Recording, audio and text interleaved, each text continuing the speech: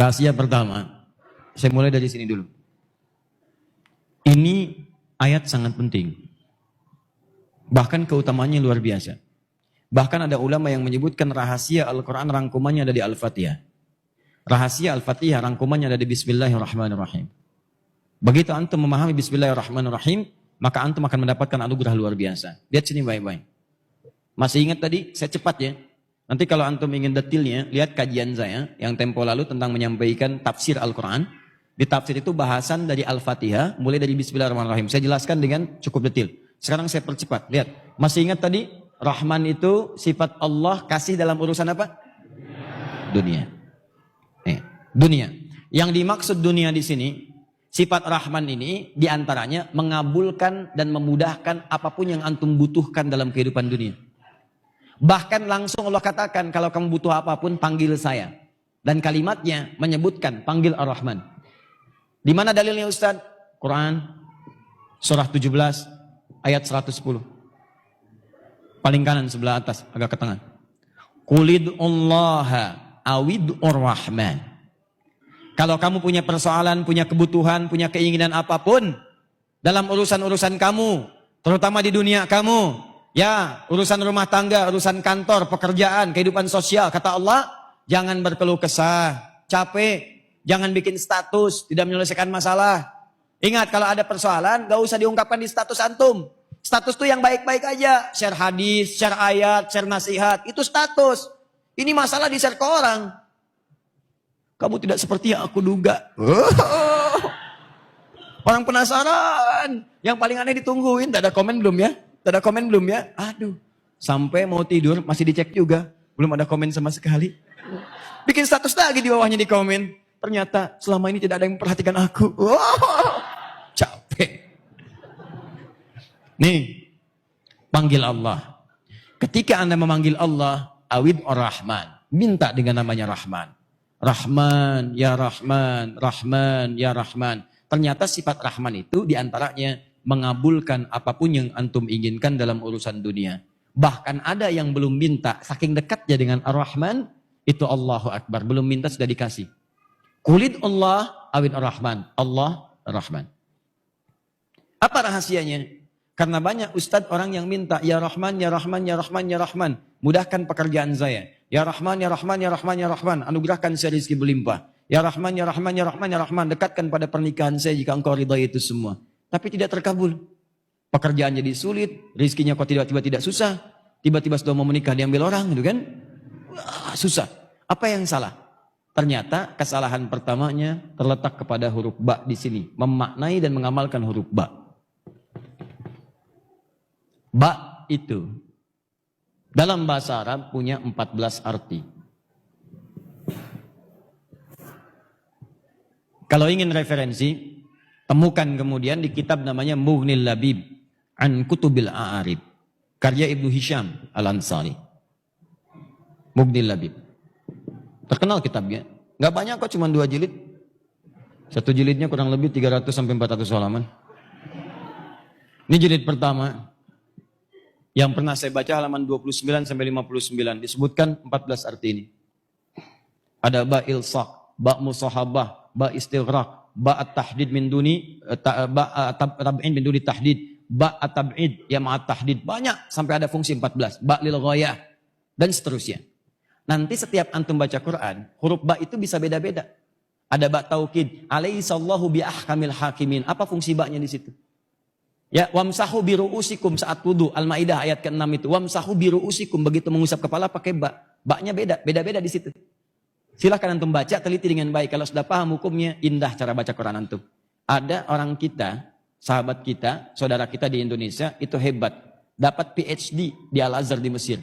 Hanya membahas huruf ba di Quran surah 5 ayat ke-6. Wamsahu biru'usikum. Kenapa saat membasuh kepala pakai ba? Dibahas huruf ba ini diuraikan oleh beliau. Ba, dapat doktor. S3, PhD, membahas ba.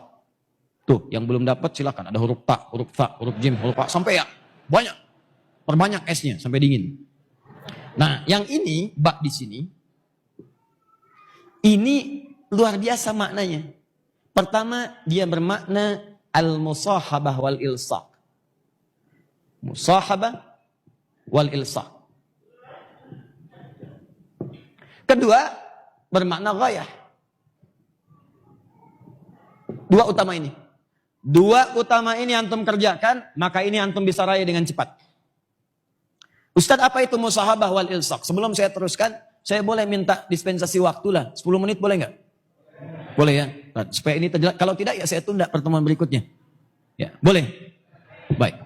Baik, teman-teman sekalian, musahabah itu sesuatu yang dekat menyertai. Menunjukkan sesuatu yang dekat yang menyertai. Gadan insyaallah ana mawujud di bumi Panyawangan. Pakai ba bukan fa. Bi bukan fi. Besok nanti saya ada di bumi Panyawangan. Maksud di bumi Panyawangan itu saya dekat di daerah itu. Di situ nggak jauh-jauh, nggak kemana-mana. Dekat di situ. Ya kalau ada ba berarti di dalamnya. Di lingkungannya, nggak berpisah, lekat di situ, nggak kemana-mana. 24 jam saya di situ, misal. Kalau pakai fi bumi Panyawangan, daerahnya masih umum. Bisa depan pagarnya, bisa dekat area sekitarannya. Jadi kalau Anda ingin menunjukkan sesuatu yang lekat, dempet, nempel, sifatnya menyertai, maksudnya gunakan huruf ba. Apalagi kalau sudah ilsok itu rapat, tak terpisahkan, rapat. Ya, lem dalam bahasa Arab disebut dengan lisok. Karena fungsi lem itu untuk merapatkan dua hal yang terpisah. Rapat, nempel kayak perangko. Nempel. Itu lisok. Ilsok adalah upaya untuk merapatkan sesuatu sehingga dekat tak terpisahkan. Nah, baknya di sini, perhatikan. Disambungkan kemudian dengan kalimat Allah. Bismillah. Maksudnya apa? Rahasia terbesarnya ada dalam kalimat Nabi SAW. Kullu amrin dzibalin la yubda'u fihi bismillahirrahmanirrahim fahuwa abtar. Setiap perbuatan yang baik-baik yang dikerjakan saat antum berada di dunia, tidak antum kerjakan karena Allah Subhanahu wa taala, maka terputuslah. Terputus di sini bisa dua hal. Satu, pahala akhiratnya, tidak punya pahala. Yang kedua adalah barokah dunianya. Tidak dipercepat kemudian oleh Allah Subhanahu wa taala apa yang ia kerjakan itu dari hasilnya. Maka kalau ingin cepat antum kerjakan, kata Nabi, lihat baik-baik. Ketika mengungkapkan kalimat Bismillahirrahmanirrahim, hurufnya menggunakan ba, maka praktekkan fungsi ini. Maksudnya apa? Kata Nabi, begitu akan mengerjakan segala sesuatu hal, ucapkan Bismillahirrahmanirrahim, atau singkat misalnya Bismillah, tapi bukan sekedar diucapkan, fungsi ba-nya dipakai. Begitu Anda akan mengerjakan sesuatu, maka rasakan musahabah ilsaq. Anda itu sedang lekat diawasi oleh Allah Subhanahu wa taala. Anda itu sedang dekat dengan Allah. Jadi kalau orang-orang ingin memulai pekerjaan apapun, rasakan saat dikerjakan itu, antum sedang diawasi, lekat ilsok seperti lem nempel. Diawasi oleh Allah. Dilihat Allah. Maka orang-orang yang kemudian melakukan sesuatu, dan dia merasakan, dilihat, diawasi oleh Allah, maka cara mengerjakannya akan berbeda. Contoh, antum sedang ujian. Tiba-tiba antum mengetahui bahwa di sampingnya ada pengawas. Dekat begini, nempel. Ini ujian, ini di sini, gini aja. Pertanyaan saya, antum serius gak ngisi jawabannya? Serius. Antum di kantor, supervisornya di samping, begini aja. Apakah sempat antum buka-buka WA? Terus ngambil selfie? Teman, jangan balas dulu, ini supervisor di samping saya nih. Mustahil. Pasti Anda akan serius. Gak di samping pun ada CCTV, itu karena kelihatan, dikasih tahu nih. Jangan sembarangan ya, kami akan awasi nih. Yang nyontek, pasti akan kami berikan hukuman. Yang menyimpang, kami berikan hukuman. Itu pasti akan serius luar biasa. Maka bagaimana dengan orang yang sholatnya, Bismillahirrahmanirrahim, baknya, dia lakukan ketika dia kerjakan, dia merasakan Allah sedang melihat sholat saya. Allah sedang mengawasi saya. Maka dia akan pastikan belajar membacakan Al-Fatihah dengan sempurna, baca Quran sempurna, karena malu. Masa sudah sering sholat bacaannya belum sempurna? Anda menghadap manusia saja, kata-kata ditata tiap malam. Besok ketemu gubernur sampai nulis dulu, dipelajari dulu di depan cermin. Cermin sampai bilang belum hafal juga gitu ya. Ini antum berhadapan dengan Allah yang menciptakan semuanya, yang pengen segala hal dikabulkan. Masa menghadap Allah pernyataan kita masih belum jelas juga, bacaan kita masih berantakan. Maka orang yang Bismillahirrahmanirrahim begitu mengucapkan Bismillah karena merasa Allah mengawasinya, maka dia akan serius mengerjakan sesuai dengan ridha Allah Subhanahu wa taala. Nah, ridha itulah yang akan mempercepat apa yang antum butuhkan. Termasuk mohon maaf nih, duduk kantor, lihat baca proyek. Tiba-tiba datang memo. Pak, tolong mudahkan proyek yang nomor 6, Pak. Di sini ada fee-nya. Insya Allah, pakai insya Allah lagi. Ya, 1 miliar. Tolong tanda tangan Pak, tinggal tanda tangan. Kalau antum paham dengan kalimat ini, Bismillahirrahmanirrahim, begitu antum akan ucapkan itu, begitu mau tanda tangan, sesuatu yang tidak benar, Bismillah, antum merasa pekerjaan antum diawasi oleh Allah. Sebelum kerja, Bismillahirrahmanirrahim, antum merasa diawasi oleh Allah. Langkah antum dilihat Allah, kemanapun diawasi, maka mustahil antum melangkahkan kaki pada yang maksiat. Mampir-mampir ke tempat gak jelas itu gak ada. Karena tahu ketika berjalan Allah mengawasi. Kan tahu Allah mengawasi, mustahil tangan digerakkan. Takut antum. Kenapa Pak? Dipegang aja Pak. Apa Anda tidak sadar kita sedang diawasi Allah?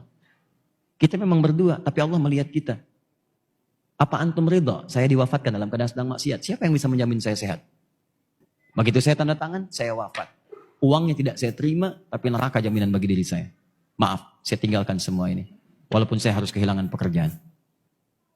Tapi Pak, orangnya mengatakan tambah 100 miliar Pak. Gak peduli. Saya sudah tinggalkan semua itu. Pak, orangnya mengatakan tambah lagi 500 miliar Pak. Sebentar, saya istikharah dulu. Saya istikharah dulu. Nggak ada. Kalau sudah begini, sudah nggak peduli dia mau dikasih berapa, sudah. Dia nggak akan tukar surga dengan dunianya. Paham ya? Nah, jadi teman-teman sekalian, ini kalimat ini terakhir goyah. Dia tujukan semua karena Allah. Jadi kalau antum kerjakan segala hal, misalnya, maaf sekali. Antum mau kerja nih, ucapkan Bismillahirrahmanirrahim. Antum mau belajar, masuk kampus pendidikan, Bismillahirrahmanirrahim. Maka baknya di sini menjadikan tujuan, goyah itu tujuan. Semua aktivitas lakukan karena Allah. Makan karena Allah, minum karena Allah, kerja karena Allah, merawat anak karena Allah, ya merawat masjid karena Allah. Begitu antum kerjakan semua karena Allah, lillah, bukan karena yang lain. Maka diucapkanlah itu kalimat Bismillah untuk menunjukkan keseriusan itu. Maka mau minum, Bismillah, minumnya karena Allah. Mau makan, Bismillah. Makan karena Allah. Mau berpakaian, Bismillah. Karena Allah. Mengerjakan aktivitas, karena Allah. Antum aja ngerjakan pekerjaan manusia. Bos, saya sudah kerjakan. Siap. Kamu lakukan ini. Siap. Kamu kerjakan ini. Siap. Begitu antum kerjakan karena bos antum mudahkan urusan antum. Belum waktunya gajian, telepon bendahara. Si fulan duluin tuh. Tambahin aja kalau bisa. Manusia saja bisa memberikan seperti itu. Maka bagaimana Allah yang punya sifat Rahman. Maka hamba-hamba yang meniatkan semuanya karena Allah, mengerjakan karena Allah, maka Allah akan mudahkan apapun yang dia butuhkan dalam kehidupan dunianya. Ini rahasianya. Jadi kalau antum ada kesulitan dalam kehidupan dunia, coba cek dulu, mungkin salah niat. Niatnya untuk dunia aja, maka Allah pun jadikan hukum dunia. Tapi kalau antum jadikan itu karena Allah, maka Allah jadikan hukum akhirat diturunkan ke bumi. Sesuatu yang belum diraih dengan pekerjaan diturunkan dengan begitu mudahnya. Lakukan. Coba teman-teman yang kerja selama ini. Ya, saya mau tanya pada Anda, dari pekerjaan Anda itu belasan tahun sampai dengan sekarang, atau sampai sudah selesai, berapa persen dari pekerjaan yang dikerjakan karena Allah? Itu antum yang kuliah, yang belajar, yang ke kampus, sampai sekarang. Niat antum belajar itu untuk apa? Cari ijazah, cari PK, cari kerja. Kalau cuma begitu, jangankan antum, yang lain pun udah banyak. Bahkan yang belum beriman pun seperti itu juga. Apa bedanya antum dengan mereka? Mesti ada perbedaan, karena apa yang kita kerjakan itu akan kita bawa pulang. Itu poinnya. Termasuk ustadz juga sama, ingetin tuh. Ustadz doakan, ingatkan supaya dakwahnya karena Allah, bukan karena yang lain. Sebab kalau sudah urusan dunia, udah repot tuh. Sebab ustadz itu jadi panutan. Kalau dakwahnya diarahkan ke urusan dunia, maka umatnya pun akan celaka. Itu yang keliru nanti. Karena itu teman-teman sekalian, kembali kemudian ke sini, terakhir, semua yang dikerjakan karena Allah, bukan cuma dunia dapat, akhiratnya pun dapat. Dunia itu otomatis, nih, contoh ya, misalnya minum nih. Saya ambil contoh, ada dua orang, punya gelas yang sama. Mereknya sama Akhir TV. Ada penutupnya. Volume airnya sama, nggak sampai penuh. Ya, airnya air bening, ya kan? Sama semuanya. Jadi yang satu, dua-duanya muslim. Non-muslim kita simpan, dua-duanya muslim. Yang satu cuma minum aja, minum. Yang satu dia ucapkan bismillah. Bismillahirrahmanirrahim, dia minum. Maka minuman yang diucapkan karena Allah dengan menyebut bismillahirrahmanirrahim, pertama barakah sifat Rahman akan diturunkan pada minuman itu. Minuman ini akan menjadi energi bagi peminumnya yang bukan sekedar menghilangkan haus. Kalau cuma menghilangkan haus, dua-duanya hausnya hilang. Tapi yang ini ada energi positif untuk merespon kebaikan-kebaikan yang ditawarkan kepadanya. Ini jadi tenaga nih. Walaupun cuma minum. Makanya orang-orang puasa saat Ramadan, kenapa tambah kuat dibanding sebelumnya? Karena apa yang mereka makan dan minum dia niatkan karena Allah. Bukannya karena Allah, sahurnya karena Allah, macam-macam, lebih kuat. Kalau yang lemes-lemes itu kelihatan, makannya banyak tapi lemesnya banyak. Kenapa? Karena targetnya cuma makan minum aja. Baru sahur, dananya buka. Hari ini buka jam berapa ya? Udah pesen tuh. Bahkan dari malam dan nyiapkan menu buka. Besok buka pakai apa? Yang seperti itu nggak akan jadi tenaga. Betul. Bis di masjid, tiduran lagi. Nyampe rumah, tidur lagi. Masuk kantor, ke musola, tidur lagi. Bahkan hadis palsu. Niyamu shaimi ibadah. Tidur orang puasa, ibadah. Palsu. Ya, jadi itu yang berbahaya. Tapi ketika antum niatkan Bismillahirrahmanirrahim, karena Allah jadi tenaga. Yang kedua, kalimat Bismillah itu nanti akan mendapatkan barakah dari sifat rahim, memberikan kemuliaan pahala akhirat. Itu yang disebut dengan pahala. Jadi begitu antum ucapkan Bismillah atau Bismillahirrahmanirrahim, airnya menghilangkan haus, tapi kalimat Bismillahirrahmanirrahimnya mendatangkan pahala. Minimal 10 dituliskan nilainya. Quran surah ke-6 ayat ke-160. Man ja'a bil hasanati falahu asyru amsalihha. Pekerjaan diniatkan karena Allah jadi hasanah, nilainya 10. Itu yang disebut dengan amal saleh. Maka bismillahirrahmanirrahim, pahala. Datanglah kemudian itu, masuklah antum dengan bekal itu ke surga. Pertanyaan saya, berapa banyak aktivitas kita yang kemudian disertakan dengan sifat ini? Tujukan karena Allah, dunia dapat, akhirat diraih. Kalau masih bingung juga, contoh. Bismillahirrahmanirrahim. Alhamdulillah. Haus hilang. Betul, gak percaya? Nanti minum aja, haus hilang. Tapi perbedaannya, Bismillahirrahmanirrahim. Itu perbedaannya. Jelas? Mau makan, Bismillahirrahmanirrahim. Cuma, ini hanya boleh digunakan pada yang positif saja. Yang maksiat, jangan pakai Bismillah. Gak boleh. Awas, hati-hati. Atas berkat rahmat Allah yang Maha Kuasa, ya, maka Bismillahirrahmanirrahim. Semoga kerja kita ini barokah. Lagi bagi-bagi hasil pencurian. Gak bisa. Ya, bos susah nih bos. Sabar, ucapin aja Bismillah, dia bermudah sama Allah. Bermudah. Gak mungkin, mustahil. Jadi taat tidak akan berdampingan dengan maksiat. Itulah rahasia yang